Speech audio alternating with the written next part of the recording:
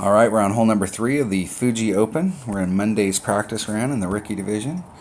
Let's go check out hole number 3. All right, this is one of the holes we haven't been able to practice, and my understanding is that there's some redesign on this hole, especially on the green. And so we'll have to wait until we see what's out there. I'm curious to see if the fairway stuff's different or if it's just the green that was redesigned. So if we're, here it's all going to depend on the level of your clubs. You want to be able to come into this area right here and be able to come over and land out in this. Even if you end up in the rough out here, depending on the clubs, you're gonna, in most cases, you're gonna bounce off of this and you're gonna go over to the green. So if you end up long out here in the rough, it's not the end of the world. If you end up in the rough up here, it's pretty much the end of the world. I don't think you can make it. There may be a few spots up here that, depending on your clubs, you might be able to get over there, but I don't think so. I think if you fail anywhere on this side of this line, you're in big trouble. So we want to make sure that we at least get past that. It does carry farther down into this hole. So I want to make sure either make an adjustment or make sure that you leave yourself enough room. Normally in these types of cases, I always try and stay at least 2 rings off of any transitional surface. So even if you make a slightly bad wind adjustment, if there is a plus wind adjustment here, we'll still be fine, but it will carry a little bit farther in that hole. Now, what I can't remember from the last tournament that this hole was in, which I think might have been the Earth Day tournament or Club Oceana, is that there is a max overpower hook shot that you can do on this hole, and your goal would be to try and get up here and to be in your short iron range. I'm going to play this hole traditionally on this round just so that I can make sure I get the club stuff set up and I know what ball, and I want to see what the green looks like. But from this point forward until I'm actually doing my real qualifying round, I'm going to practice the max overpower hook just to see if I can remember how to do it. Because if you can get up here, I've made several albies on this hole, and I know in one tournament I made an albie because I did do the max overpower hook and I got up into this area and I was in a short iron shot. I want to see if I can get back on there. So just as I'm going to take my number 1 bag. I do believe if you can get far enough up there, maybe the number 3 bag. If you get far enough up there where you can actually start off on the green, the Guardian's going to be the club that you're going to want to have. You're going to have a wood with backspin, and it's pretty much the one. Even though if you've got upper developed clubs, your Sniper has backspin, it's not the same. It's close, especially if it's upper developed, especially when you get it maxed out and it'll get that last stuff that's on there. But I'm going to take my Guardian, and whenever you're on these big holes, it doesn't look like we'll need a ton of side spin, so Titan should be fine. We're just going to go check it out.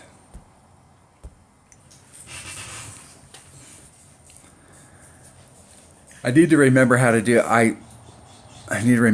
the max overpower hook on some of these holes. There's a bunch of them. There's several holes in this tournament that there is a max overpower hook shot that you can do. You just have to remember how to do them.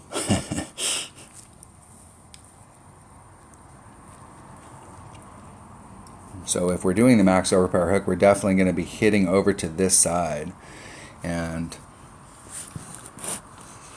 we'll have to go out to the left and find a spot. Find some transitional spot that we can start off with.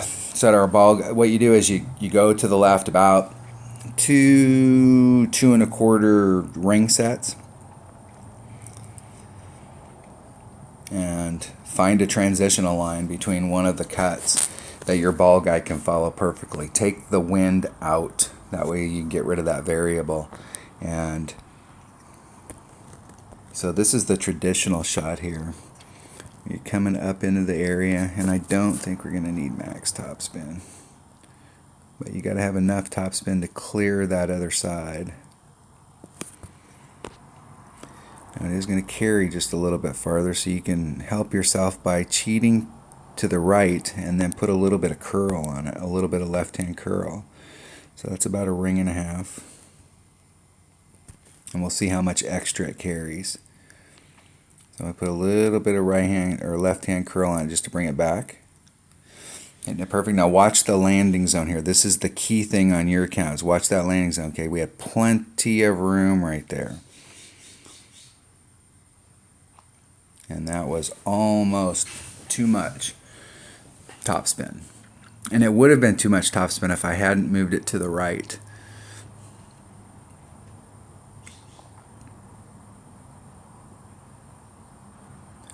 Now you can see my opponent's got a level 2 razor, and even though they don't have any topspin here, they can very easily get over there and get on. Now the wind's going to move them.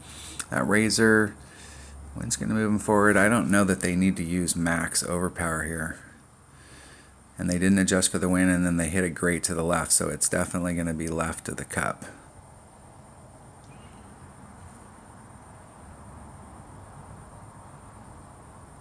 Not too bad. They'll like that. They took a deep sigh of relief. Okay, there's my backbone. You know, I'm not sure. The way the wind's blowing here, we're right towards our max club here. I'm going to try the rough bump just to see what the wind stuff is like.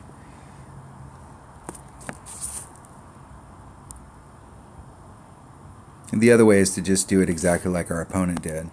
So we're at max club. This is at 1.2 per ring. So there would be 2, 4, and that'd leave us 4. So we're about 2 1/4 rings.